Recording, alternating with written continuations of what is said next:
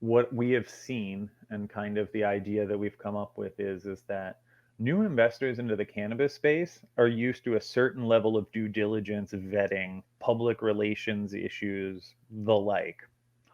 But what we're finding is that for some reason, the hype of the green rush, the hockey stick projections of the pitch decks, the excitement of everything that's going on has put blinders on otherwise brilliant business people.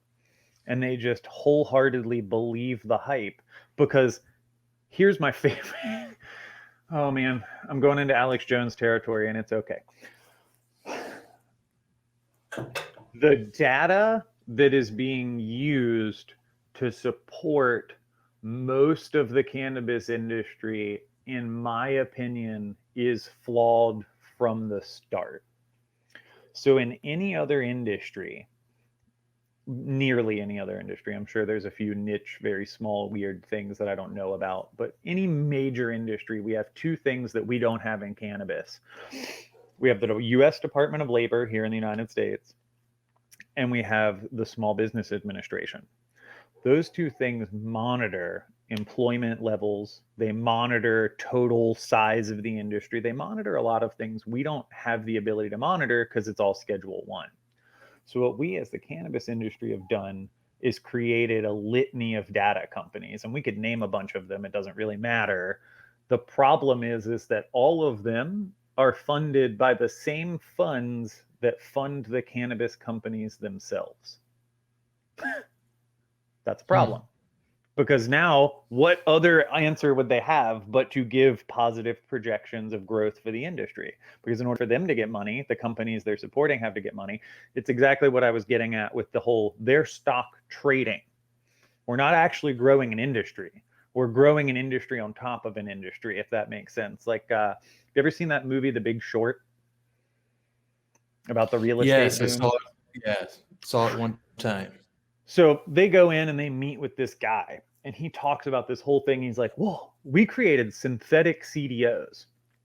And what that is they were betting on people betting on people betting on people betting on the housing market.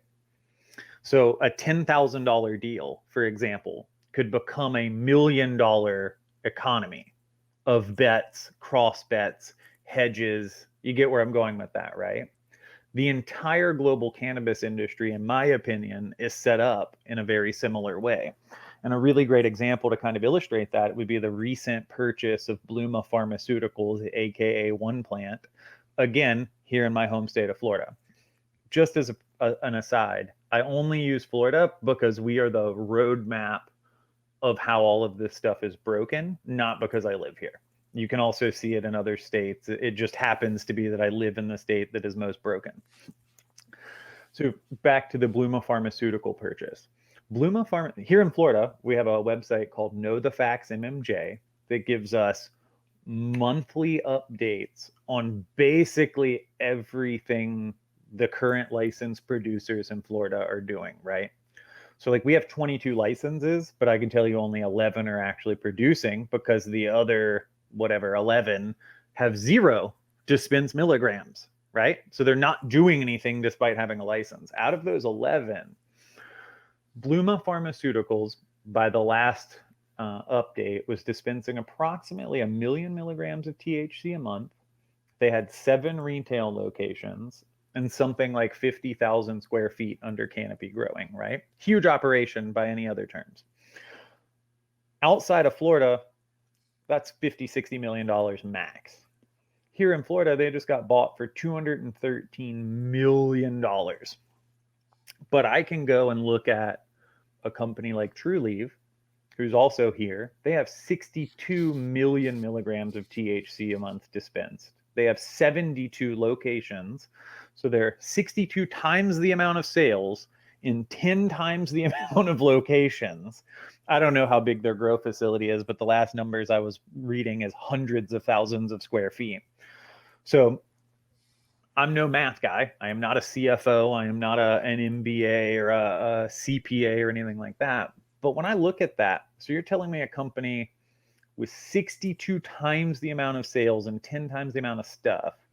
And if I go online right now and I look up their valuation, they're at $500 million. So they're only double the price for 62 times the amount of sales. Yeah. Just, well, we couldn't do I'm 62 not times the price. I mean, right, it would be astronomical. But my thing is those don't add up. I'm not suggesting that one is over or undervalued. I'm not suggesting which way that's broken.